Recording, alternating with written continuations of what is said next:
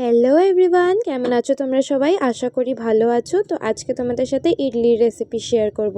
তো দেখো, এখানে ইডলি বানানোর জন্য নিয়ে নেওয়া হয়েছে সুজি, আর এখানে আছে বাটির মধ্যে দই, আর এইটা হলো বেকিং সোডা।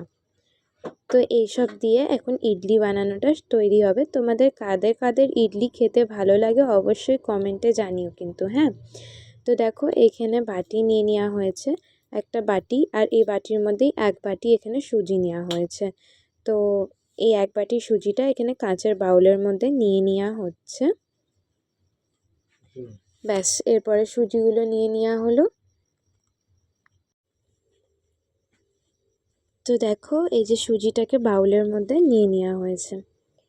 এরপরে এটার মধ্যে অ্যাড করা হবে দই। তোমরা কারা কারা সুজি দিয়ে ইডলি বানিয়ে খেয়েছো নিজেদের বাড়িতে অবশ্যই কিন্তু কমেন্ট সেকশনের মধ্যে জানাবে।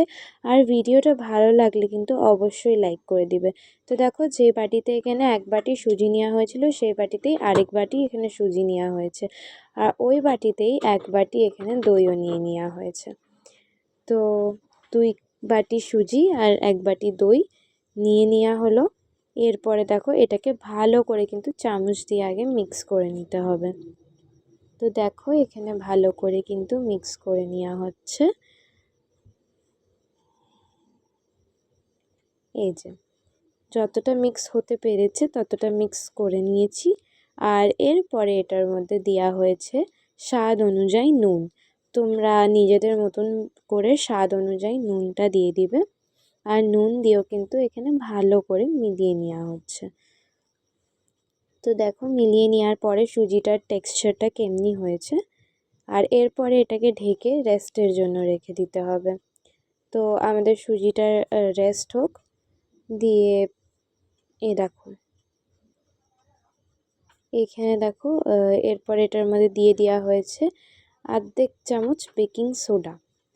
তো বেকিং সোডা দেওয়ার পরে এখানে দিয়ে দেওয়া হচ্ছে জল। অল্প অল্প জল দিয়ে কিন্তু তোমাদেরকে এখানে ব্যাটার বানিয়ে নিতে হবে। তো এখানে হুইস্কারের সাহায্যে ব্যাটার বানিয়ে নেওয়া হচ্ছে। তো দেখো, এই যে ব্যাটারটা তৈরি হয়ে গেছে, আর ব্যাটারের কনসিস্টেন্সিটা তোমরা একবার দেখে নাও।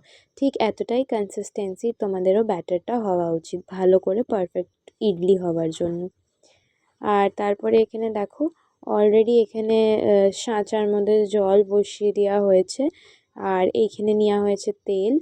আর এই যে ইডলির যে সাঁচা আছে ওটাকে ভালো করে কিন্তু তেল দিয়ে গ্রিস করে নেওয়া হচ্ছে, নাহলে ইডলিগুলো বেরাতে অসুবিধা হবে পরে বেক হয়ে যাওয়ার পরে। তো এখানে সব কটা সাঁচাগুলোকেই ভালো করে অয়েল দিয়ে গ্রিস করে নেওয়া হচ্ছে। তো তোমরাও এখানে ঠিক এইভাবেই করে নিবে। আর তারপরে এখানে দেখো, সব কটা সাঁচার মধ্যে ইডলি দিয়ে নেওয়া হয়েছে। এরপরে বেক করতেও দিয়ে দেওয়া হয়েছে। আর দেখো, এখানে খুলে দেখা হয়েছে। তোমরা কিন্তু টুথপিকের সাহায্যে একটু ভালো করে চেক করে নিবি ভিতর অবধি বেক হয়েছে কি না। তো দেখো, আমাদের তো এখানে হয়ে গেছে। তো এবার ইডলির সাঁচার থেকে ইডলিগুলোকে ভালো করে বার করে নেওয়া হচ্ছে। আর ইডলিটা কিন্তু খেতে খুবই ভালো লাগে।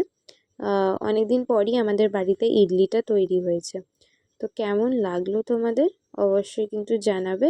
আর দেখো, এখানে ইডলি সার্ভ করে নেওয়া হয়েছে। ইডলি, সাম্বার, আর এখানে নারকেলের চাটনি। নারকেলের চাটনির রেসিপিটা যদি তোমাদের চাই তো অবশ্যই জানাবে, নেক্সট ভিডিওতে পেয়ে যাবে।